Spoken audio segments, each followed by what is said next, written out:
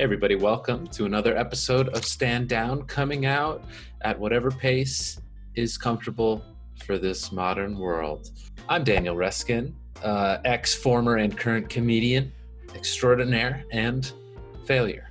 Great episode today. Someone who I met in the Denver comedy scene 5-6 years ago, and he has been around the Denver scene much longer than that. He is a mainstay. He's here, he's there, he's everywhere. What's his story? What's his deal? So let's find out. Let's see what the story is for Dick Black. Already been an intro recorded, so we're already here. Welcome, Dick Black. Hello, what's going on, Dan? Just happy to have you here on the pod. I've known you ever since I moved to Denver about 5-6 years ago, and I know you've been in the scene longer than that. Give me a little overview of your comedy status, I suppose. You know, how you feel about stand-up right now, and how long you've been doing it in Denver and in general. I've been doing comedy for 20 years. It'll be 20 years December. Congrats on that round number. Yes, nice and round. Comedy right now, I'm writing, but I'm definitely just kind of being cautious about what to do next because it's so uncertain that, you know, what do you do? You know, where do you go? Where do you start? I mean, the scene's so cliquey that, and I'm not in any cliques. So how do I, you know, get on any shows, or how do I show that I'm still relevant? I don't know how to do any of that. So, or I don't want to say I don't know how to do it. I really haven't entertained the possibility of seeing what it would take to get back on these mics. I kind of want to get in a place where it's back to being normal again, to where I can just pop in wherever I want and then just try to go from there. But realistically, it's one of the biggest reasons why I kind of took a break from comedy was that huge fight that happened like 2 years ago. I want to say it started in 2018. It was the Emilys against everybody else. I want to say it was the Emilys and Nina against everybody else. Right. It seemed like, and I felt like I was in the middle of that because I'm cool with everybody as well as the Emilys. Mina, she doesn't care about me, so I mean that is what it is. But I just felt like it wasn't my place to kind of choose sides. I'm here to do comedy. I'm not here to fight battles or pick sides. I'm here to entertain the masses. So right. That made me kind of withdraw a little bit because I just didn't know which direction it was going. So. Interesting. You touched on a couple things there that we could dig into individually. Just to hit on, the Emily battle. I guess I'm gonna have to think of a better name for it. The saga of the Emilys or something. Is something that's been barely touched on in the podcast, but mentioned here and there. Maybe we'll dig into it a little bit more later, but let's focus more first on your comedy journey specifically. Fair enough. And you also touched on clickiness, was just a huge thing a lot of people mentioned too, and like the hangout versus the actual work of comedy, and how they blend together, and how people say it's kind of necessary. You got to be good at the hang and things like that. But even before that, 20 years of stand-up. Yeah. That's a lot of stand-up. It's a lot. It's a lot of years. Were there times throughout that 20 years where you were extremely confident in your ability to be successful, and then other times where you felt like walking away before? Or, was that a 20 years consistent? Or I know, once you're in it a few decades, sometimes life happens and you got to walk away for a while, things, Yeah. I mean, I never really questioned my ability being on stage. I think, when I had my shortcomings with, Comedy Works and the mistakes I made there, and then trying to transition over to the Denver Improv, trying to do my thing there, that was probably the biggest transition I'd ever experienced, because I'm going from a club that I had started my career with, and then transitioning over to a club that's established throughout the United States, and trying to figure out how I fit in there. So, and then of course, life does, kind of do its thing, and you have to kind of put comedy on the shelf and, deal with life, because if you don't, life will deal with you, you know. But the whole 20 years is really, honestly, when I got into comedy, I went off the strength of what my friends were saying and what my mom had suggested I should try.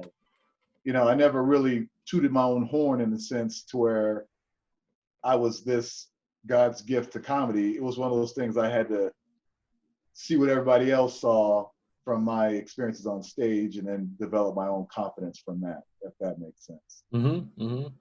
Cool. Because, I mean, we're all funny in our own right, but now how does that play out on stage? Because, now you've pulled yourself out of a social setting and now put yourself on a soapbox to perform for the masses, and there's nowhere to run. There's nowhere to hide. Either you make them laugh and get success, or you don't and you go back to the drawing board and try to figure out what you did wrong and how to right the ship. So that's pretty much, how that kind of played itself out. So when was the first time that you started to question like the dream of comedy, or just like, man, is this realistic to think that all of us are going to be some kind of successful in this business? Or, like, when did that, because, everyone has their rookie phase kind of where they're a little more starry-eyed about it, a little more, we're all going to make it, it's all hopeful kind of. Yeah, well, I guess it's kind of, well, I have a business mindset. So once I learned the ropes, I was trying to figure out how to make money.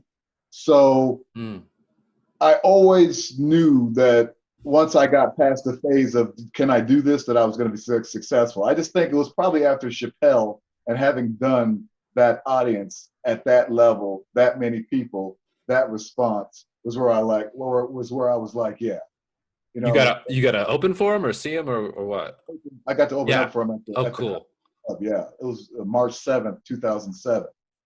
So that was where I was like, yeah, I got this. And then, of course, when I was on standby for Mike Epps, when I'm being asked to be on standby for these, big name comedians, where I was like, all right, not only do I believe in myself, somebody else believes in me enough to where I can be on standby. So that was probably the moment where I was like, yeah, this has potential to potentially take me out of work and put me on the road type. Yeah. So yeah, definitely. So was there a moment when that flipped and you were like, oh crap, I might not be able to make a whole living off this and like ride onto the sunset? Or is it just kind of like a delayed thing? I think once I was homeless, that's when I was just it was foggy because I didn't have a foundation. And honestly, when I look back on it now, that's probably when I should have probably jumped in head first and decided that now is the time to make it or not, because I have nowhere to go. So only where I can go is, forward. So that's probably one of the things that I wish I had taken advantage of, is when I was homeless, that I could have. How far ago in the 20 years was that in your comedy lifespan? That was 2012 to 2015. And interesting that when you think of that time, you think I should have gone harder in comedy instead of I should have pulled back from comedy to kind of find some sort of steadiness. Right. And the reason is because, being homeless, and then at that time I had tried and wasn't successful in getting custody of my kids. So my world was just turned upside down. So in reality, I wasn't really even thinking about comedy, even though I was still showing up at the mics and I was still doing shows. That really wasn't my thought process. I just wanted to be around people, because otherwise I would have just been by myself and, it's about the community and the feeling of normal and all that. Right. So, I mean, honestly, the community helped me overcome being homeless, because I could sleep on a couch here, sleep on a couch there, or, I wasn't necessarily always alone. But at the same time, I had opportunities to go on the road that I turned down because, I had nowhere to come back to. So like, okay, I'm going to go on this trip, but then where am I coming back to? So I kind of shot down my own success because of the fact that I was unstable. Interesting. Well, congratulations on the stability.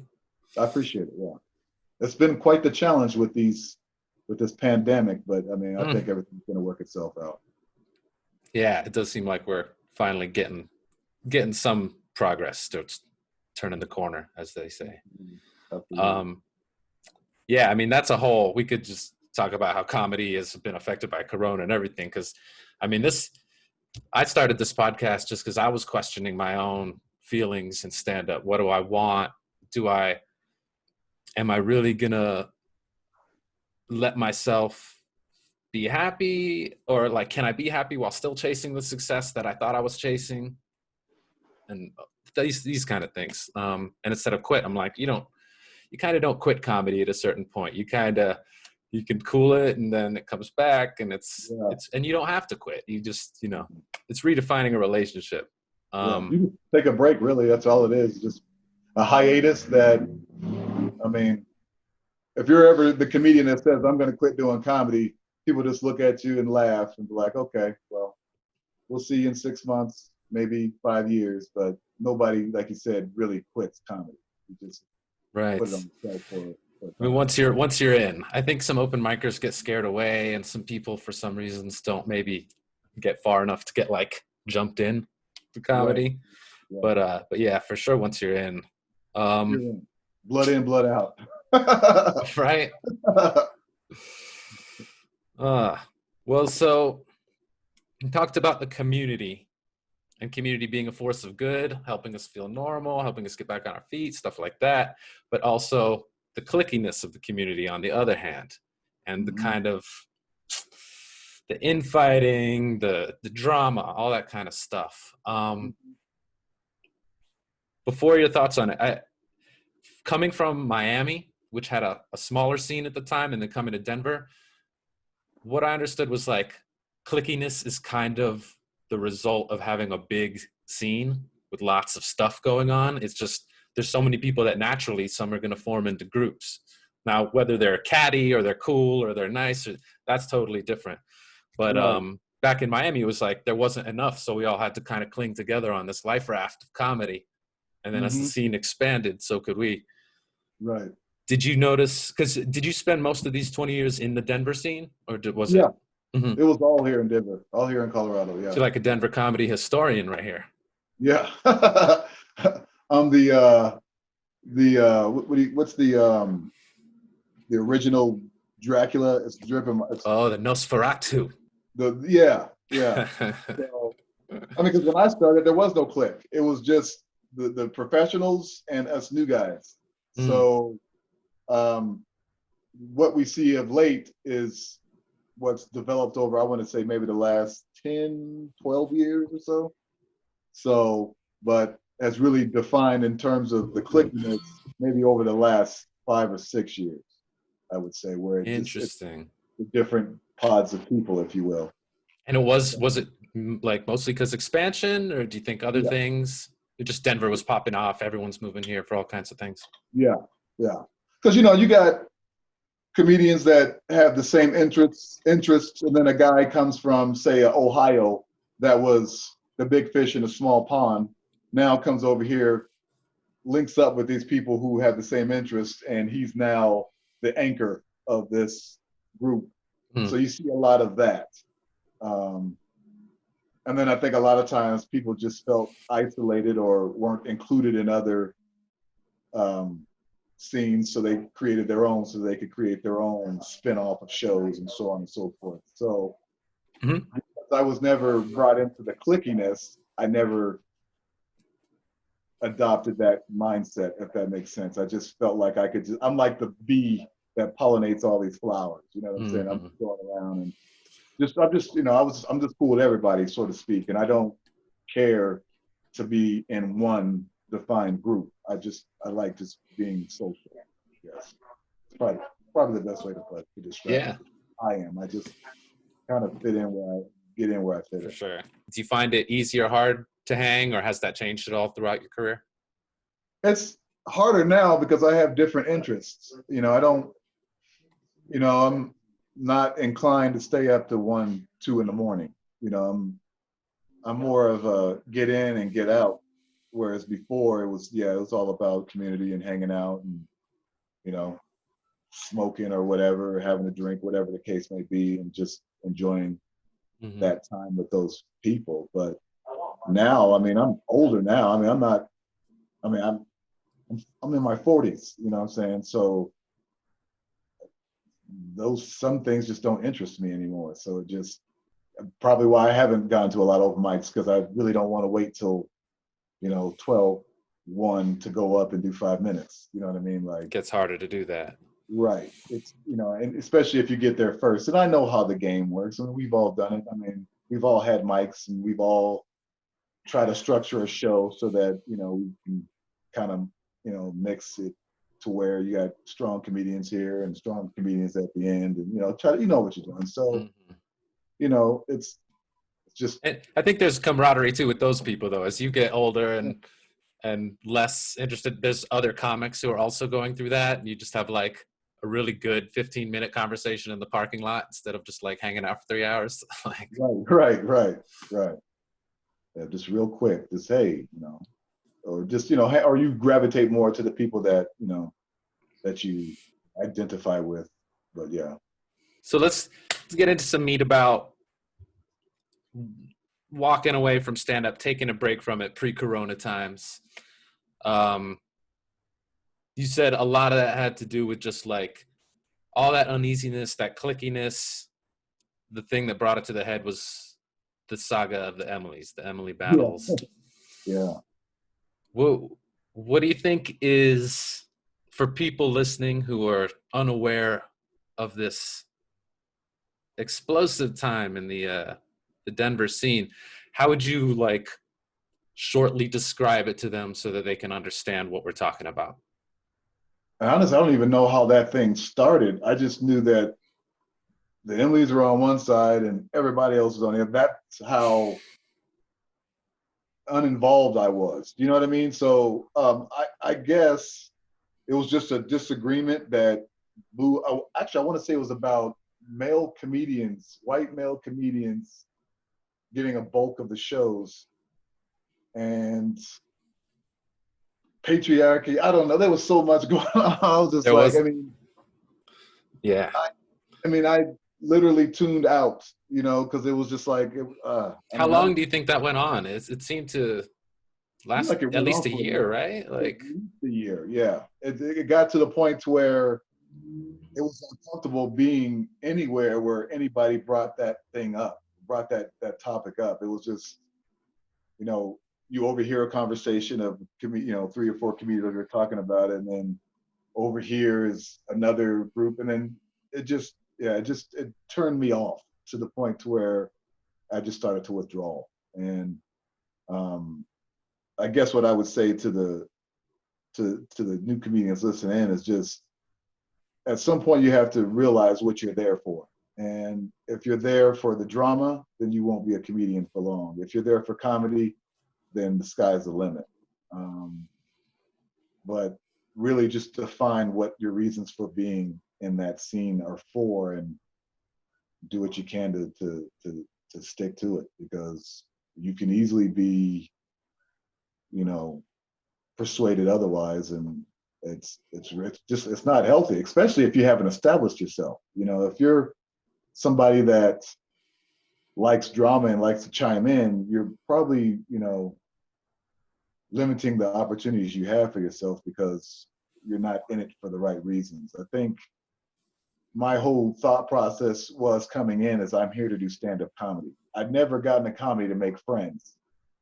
I kind of look at comedy like going to school to get education. Yeah, you're going to meet friends, you're going to make friends, but at the end of the day, you're there to learn. And I came into comedy to make people laugh, not fight about white males getting this treatment and females not getting that. You know what I mean? Like, it's important, yes, but I think there's a time and place to deal with all those things without it affecting your comedy. mm, sure, sure. Yeah, not everyone involved in a trade needs to be concerned in like the way that trade is going and like the mechanics and the inner workings. And some people are focused a little too much on that at the wrong Yeah, times. yeah, It's interesting. Just, yeah, it definitely started to seem, it started as a making sure women get booked just as, much as men kind of thing, which is, all great intention. And comedy has been trending towards equal and more diverse, and it's already, headed that way. And then Yeah, somehow definitely. it kind of bled into the Me Too movement. It Yep. bled into power and control and patriarchy. And yeah, just for the viewers, I'm open to interviewing either of the Emilys or that party as well. Yeah, definitely. Just to kind of like, because it was such a fascinating time. It was almost like in a Trumpian way that like Facebook was just like pure fighting. Like all these threads emerged with like 300 comments and we people were dunking on people. People were trying in earnest to appeal to people's better angels. And yeah, Mhm. it was a war of ideas, and it definitely had an effect on the Denver scene in a large way. And a lot of different scenes were going through their own things. Other scenes were going through like rape scares and like things that were worse than like that were physically like crime. Yeah, So in one way I was happy that Denver was like fighting a battle of ideas over here and talking yeah, about good things, talking about equality and all, right. it got real messy along the way, Yeah, obviously. People quit, people stopped being friends. yep. And as you said, it made you feel so distasteful or uncomfortable or negative towards comedy that you just cooled it for a while. Or Yeah. how was that? It sucks because I really enjoyed going out and performing, but my mental health was way more important than fighting through that to get my, 5 minutes of stage time. You know what I mean? It was more about protecting my energy because I've been doing a lot of work to, better myself for my kids and for my community, that I knew that if I engaged in that type of behavior, that I'd be undoing all the stuff that I had done to get to where I was at that point, Mm. to be able to walk away. So yeah, that was more important to me. My mental health was far more important than the actual stage time. And how long did that last? Oh, it's pretty much today why I haven't been on stage in a while, because I allowed that to determine whether or not I wanted to get back in the scene or not. So because I took that hiatus, how do you come back? You know what I mean? So, and I've been fortunate enough to where I have been able to do shows here and there, but how do you come back? You know what I mean? Like I feel like a complete stranger in a scene that I helped build. Mm. And that's because we have so many new people. There's so many new comedians, and I don't know who they are. So I feel like a stranger in the community I helped build, I should say. Mm-hmm. I felt that Um, in Miami towards the end of my time there. It's interesting that that's just kind of part of the life cycle of comedy in a way. right, it is. And it really just shows that we have to be resilient and be able to know our own worth to be able to pick up where we left off, so to speak. Mm. So, and then of course, I was actually gonna make my way back into the scene last spring, but then the pandemic hit. So it was just kind of like, Uh-huh. yeah, I'm gonna be, you know, off stage indefinitely into the foreseeable future. So, or should I say unforeseeable future. So, you know, it's just one of those things where we're kind of in a dead space and not really knowing what to do next or how to proceed. However, I am seeing comedians on stage on social media who are still out doing shows and are being booked on the road and so on and so forth. So I know there's hope, but it's just you know Mm-hmm. how do I get myself in that position again? So and I honestly do enjoy doing open mics. That's what sharpens our blades. You know what I mean? That's what gives us the opportunity to feel confident about one joke versus the other. Whereas, when I started, there wasn't that many open mics. So the mic that we tried all our good stuff at was Comedy Works. And if it worked, great. But that audience versus an audience at a bar is night and day. So you may not get the same response. And you may get a false sense of hope about a joke that really isn't that good because you're telling it in a bar where people are more interested in how many olives they have in their dirty martini than the joke that's told about driving for Lyft, you know. So yeah, it's like, how do I get back into a scene that is, you know, in the shape that it is because of the virus? So Yeah, that's one thing everyone can relate to. It's kind of an equalizer. And I wonder how many people are in similar situations where either they were taking a break and they wanted to get back into it and now they can't, and now maybe they won't get back into it, or some will, or yeah, just the people who want to start doing comedy and now exactly. they just kind of can't. And I mean, do you think that these socially distanced shows and everything are fine, or do you think because I know some comedian on all sides of the spectrum, some who say that's immoral to be out doing comedy right now, and some that are just like, do it outside, no problem, wear a mask, yada yada. Yeah. How do I think about it? Well, I Yeah, mean, where do you honestly, fall?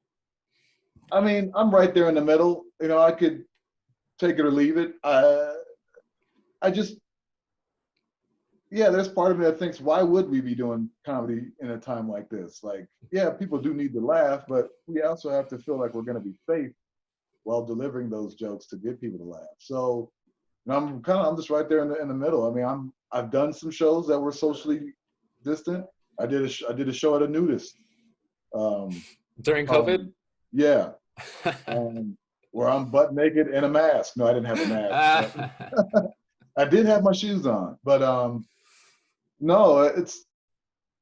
I mean, part of me thinks it's irresponsible, and part of me thinks it's, you know, it's what we signed up for when we decided to be a comedian. So, I mean, I guess as long as the venue is doing what they can to ensure that everybody's safe, I'm on board. But I Mm, mean, but then yeah, it goes to what audience. I mean, now we need an audience, and what audience feels safe enough to go to a show like that? So, I mean, outdoors, yeah, but it's getting cold out there. So, am I going to be shivering while I'm trying to deliver a punchline? I mean, hmm, how many times can I do that and be effective before, you know, it goes south? I mean, there's so much yeah. that Have we you done really any haven't. any of these Zoom shows? You tried to get in on any of that? And I and what haven't done that yet. and what do you think about like doing stand up on Zoom? Is it worth it? Does it translate? Are you interested in trying it or just pass? I would love to try it just to see if I could, you know, get away with it, you know, or not get away with it, just to see how I I would think "get perform. away I with" mean, is the right term yeah. with what stand-ups are doing on Zoom right now. It's Right. I mean, I haven't even seen any, so I can only imagine what, you know, what's going on. But yeah, I'd be interested to do it just to say I did it, you know, and just kind of from that period or from that point, figure out if it's something I'd want to continue or if I'd, you know, do away with it altogether. But yeah, I'd be interested in doing something like that. Yeah, mm, that would be cool. okay. Well, they're out there, I'm sure, but yeah, Yeah. I'm like not running myself to do them either. I got booked for a Zoom show and I prepared all this stuff and then it got canceled, of course. So I get half credit on that one, but Oh wow. I'm not. It's just so much translation that has to happen that it's not that I don't want to do the work. It's just that I've seen a lot of.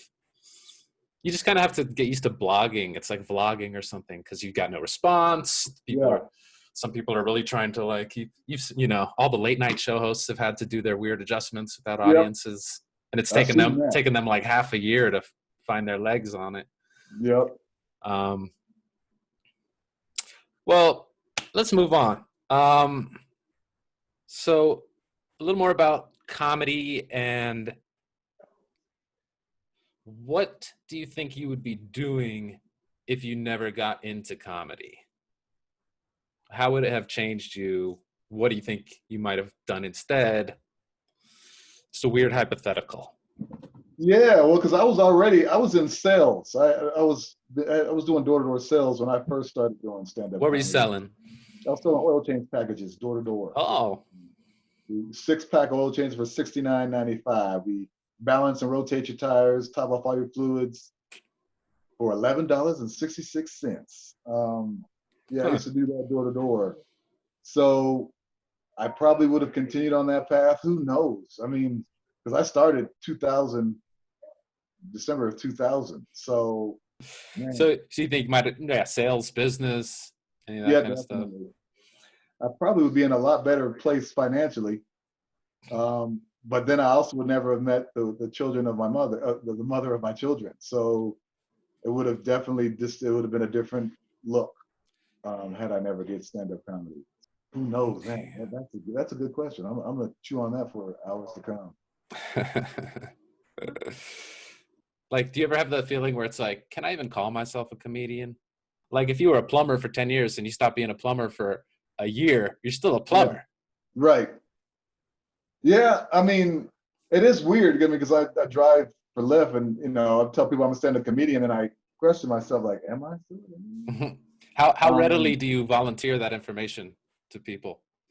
Immediately, because they're like, "Is this all you do for a living?" I'm like, "No, my business got shut down because of COVID." You know what I mean? Like, and I'm just like, I do stand-up comedy and I'm a karaoke host, so it's like I'm more inclined to be like, "Yeah, this is who I am," and I'm dealing with the fact that all this is preventing me from doing what my true calling is. Hmm. So, How often did the people say, "Hey, tell me a joke then"? it doesn't happen anymore. It did. I've been driving for them for a little almost 4.5 years. It doesn't happen anymore. Every once in a while, maybe 1 in 100 rides or so. And then when that happens, I tell them, look, you know, I'm driving. I'm not thinking about jokes right now. Or I'll throw out, last time I told somebody a joke, I got bad rating because I said a joke that they didn't like, because uh, you can't judge.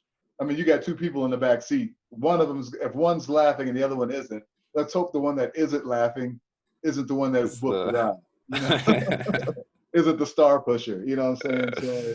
So, um, uh, and because comedy is subjective, so you never know. I mean, that joke that just gave you a standing ovation now is getting you deactivated from the platform. So, right. it's Context, audience. right. So it's yeah. I've been fortunate enough to where, and I say it fast enough to where I don't give them a chance to say, "Hey, tell me a joke." Mm. I'm like, yeah, I do stand up comedy, and I'm a karaoke host. I mean, so it's automatically quick to the Steer game. it right, because that's one of my ultimate pet peeves. It's like, tell me a joke, and every comic has to go through and sometimes you got one in your pocket. It's just easier to be like, come on, dude, Right. I ain't at work now. But You tell the go-to joke. You know what I do tell them? I say, I get paid to do stand up comedy, and I just mm, let the silence linger.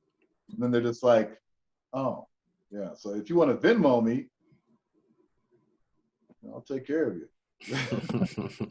I'll give you my YouTube link. so what should non-comedians know about comedy and stand-up that they don't?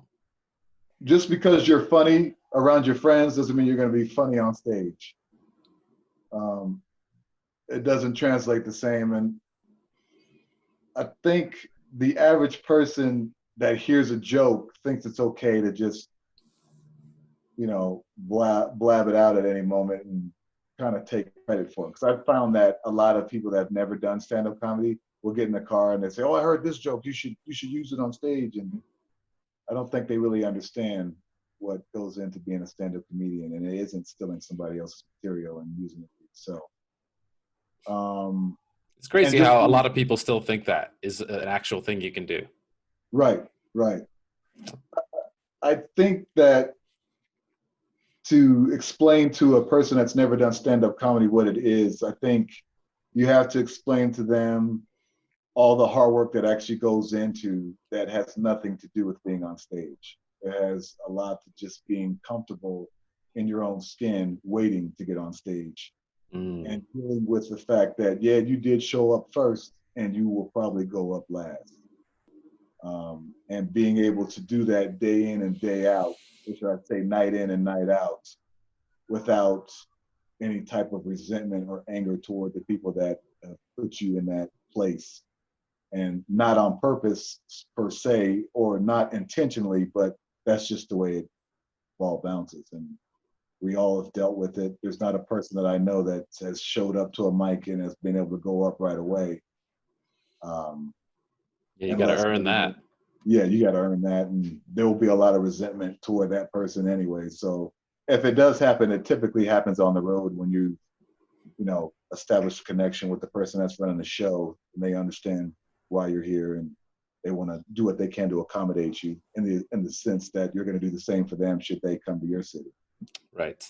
So that's what I would say. I would just say that it's as glorious as it looks on stage. There's a lot that goes into that, and a lot of that is behind the scenes.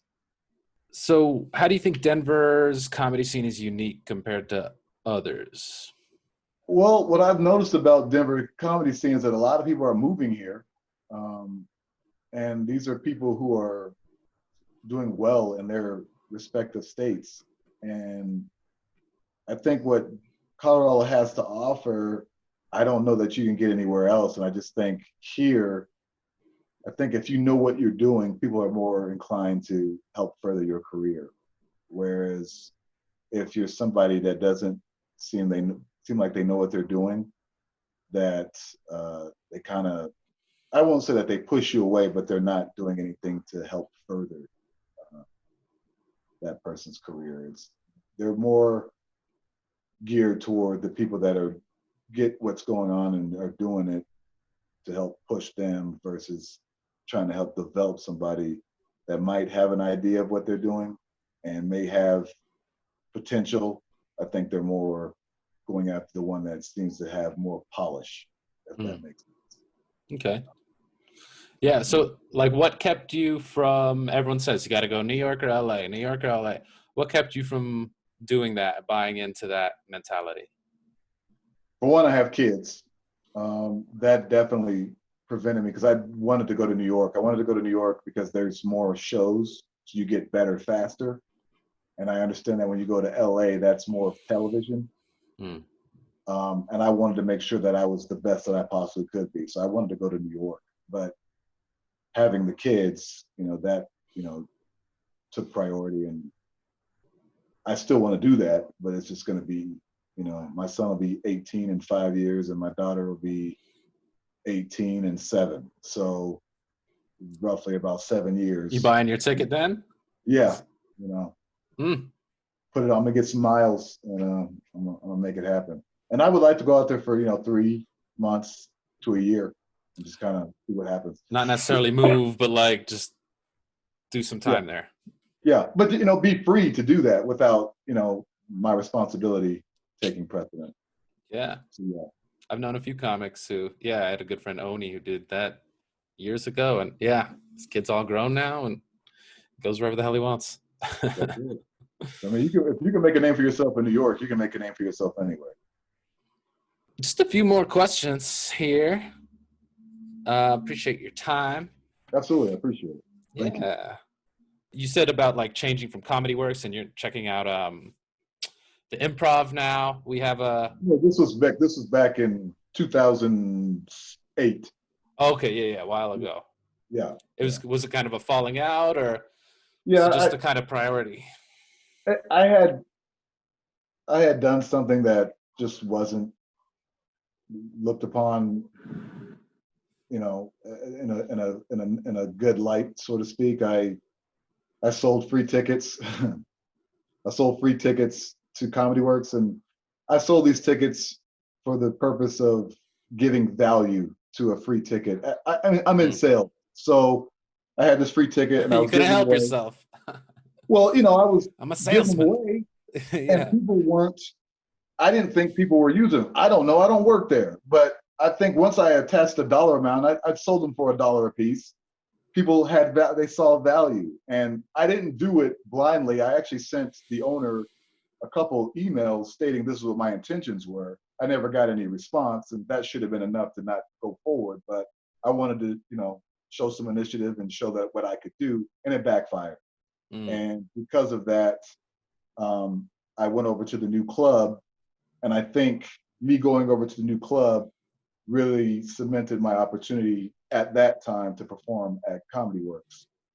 I've since, mended those broken fences. And you mean going over to the Improv cemented them not going up at Comedy Works? Correct. And then roughly, I want to say 3 years ago, I was able to mend those broken fences, and I was able to restore my opportunities to perform there. But now I went from almost famous being on the list to now I'm at 4 minutes. So it's an ego, You had you to know. start over.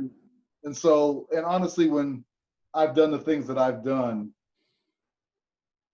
leading up to my departure, I felt like I should have been able to pick up where I left off, and I didn't. And I honestly didn't sit down and have that discussion to make that a reality. I kind of expected it to be, and when you do things like that, you're going to get the lesser of the end, and that's where I ended up. So, but I mean, fortunately, I was able to mend those fences and was able to resume my career there. But I think at some time I'm going to have to probably sit down and have a talk with the owner and see if I can do something to prove that I deserve what I'm asking for. And as long as I can do that, then hopefully the opportunity will present itself for me to get back to where I was. So, because I mean, I was this close to be on the list. Yeah, it's interesting, man. The list is a huge thing here. And one of the things I marveled at when I moved here, because the Miami Improv and the improvs in South Florida, they do not take an interest in farming the community in the way that Comedy Works does, which I think most clubs probably didn't take the amount of time to like, do what they've done with all their contests and Right. advice and all that kind of stuff. But people get obsessed over the list.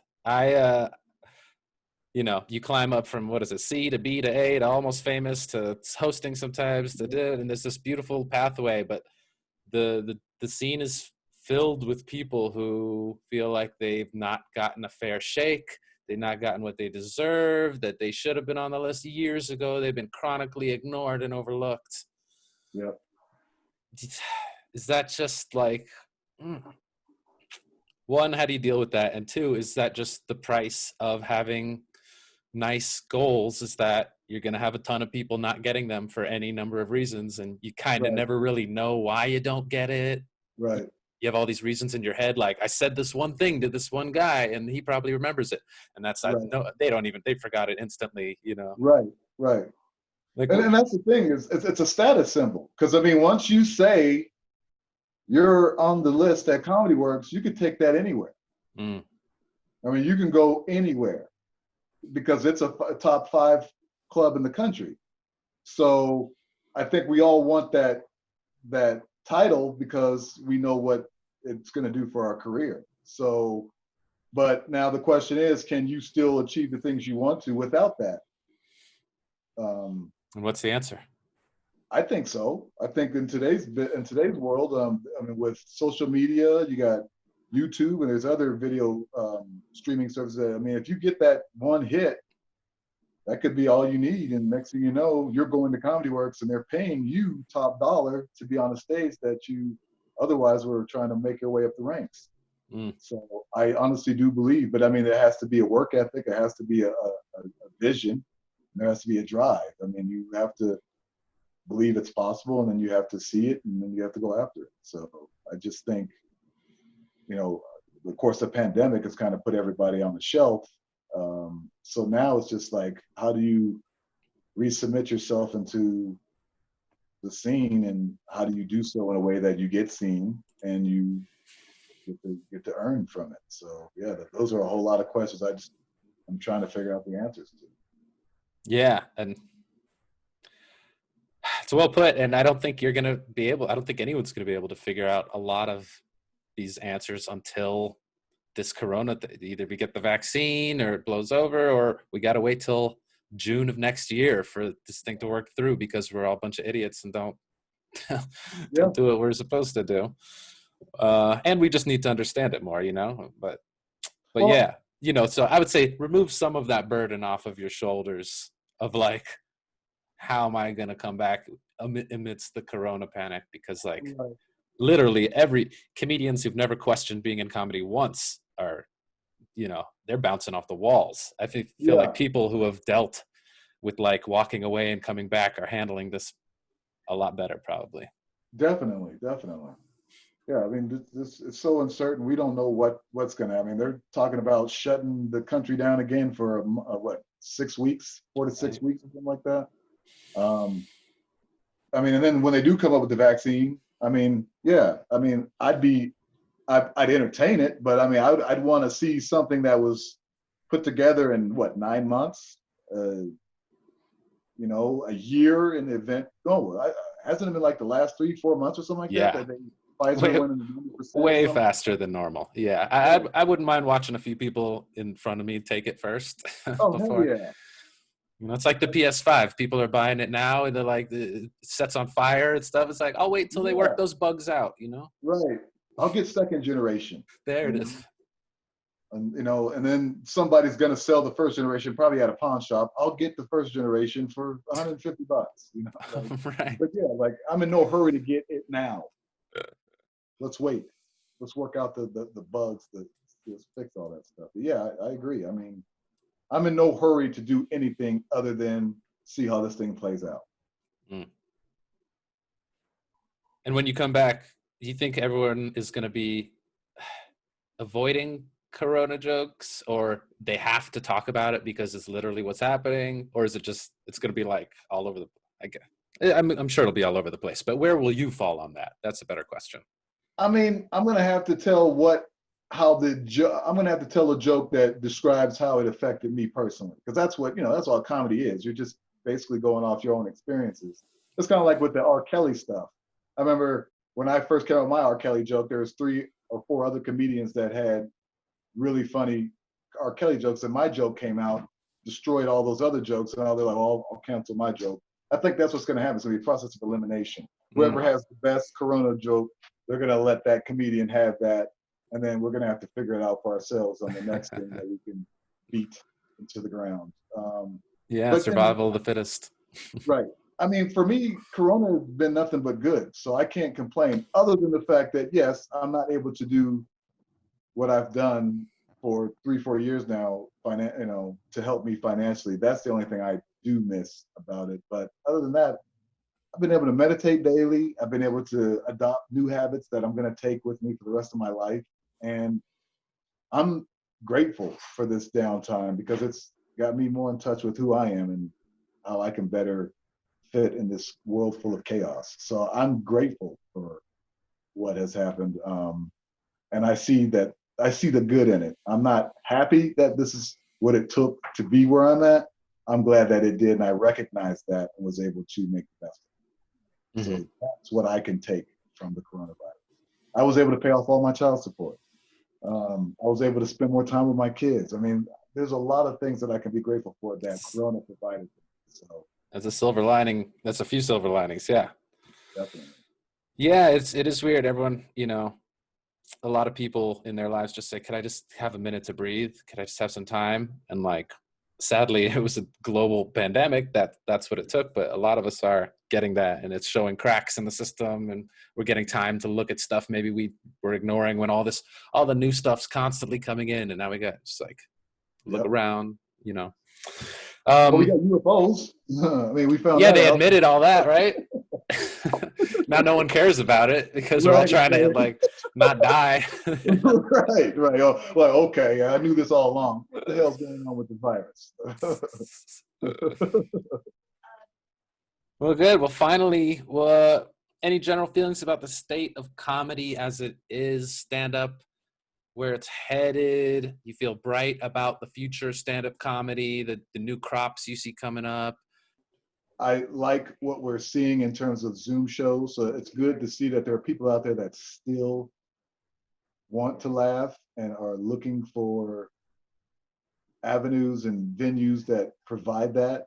Um, it's nice to see what you can do when you don't have an audience or when you can't perform in a building that once filled X amount of patrons to watch a show. I like where it's going, but yeah, I would definitely like to see it get back to where it was, where you go into a venue, you get your 2 drink minimum, and you enjoy a show. I'm just interested to see exactly what form comedy does take on. You Mm. know, because even after this pandemic is over, are people ever going to feel safe again? I mean, with or without a vaccine, because now the fear is after that happens, what happens next? You know what I mean? I think we're always going to be waiting for the other shoe to drop. Because this kind of came out of the blue. This was something that none of us foresaw. And here we are staring down the barrel of uncertainty. So I'm just kind of just waiting patiently to see how this thing evolves, honestly. I would definitely like to see it get back to where it was, but want to see what other forms it can take, and can those other forms be as successful? So, right on. and how can I enhance that? You know, is there something that I can do that hasn't been done, or do something better than somebody else has tried, or follow in the footsteps of what somebody else has done and still be successful? I mean, that's what I'm kind of interested to see play out, is how exactly we all fit in this new platform of comedies. How do we thrive in this current environment and still be relevant? That is the question. Nice. Well, fantastic. We'll leave it on that that final question, that final musing and thought for these crazy times. Anything you want to promote, point people towards? No. I mean, yeah, no. You say you got the YouTube. Yeah, Dick Black on YouTube. Be careful how you type that, but yeah. Yes, and if you do Google, make sure you throw comedian. Well, cool. Final thoughts to the world. Do your best to take care of mental health. Go for a walk, do exercise, figure out how to get yourself in a place to meditate and do something nice for people, because in this day and age, every little bit of kindness goes a long way. As much as we would like to see other people smile with your eyes, because we sure as heck can't show our face. And just try to be the light in somebody's dark hallway. You know, just, I drive Lyft, and my goal really is every time a passenger gets in my car, I want them to leave a better person than they were when they came in my car. So just be the light that the world needs, and try your best to just take care of that mental health. That's first and foremost. The more in tune you are with you, the more in tune you are with the world, the more the world's going to give you what you're asking for. Love it. Wise words indeed. And enjoy these holidays. Happy Thanksgiving. Right? They're going to be some interesting holidays. More important than ever, shall I say. All those Christmas stories where it's hard times and the holidays come together. Yep. That's what it's about. All right. Now's the time. Create new memories that are going to last, you know, and just be good to people. And karma has no expiration date, so just be good. That's what I say. All right. Well, cool, man. Thanks again for doing this. Much love, Dick. Appreciate you. Likewise, and yeah, definitely. Be well. Later, everybody. You as well, man. Stay safe. And cut. Done.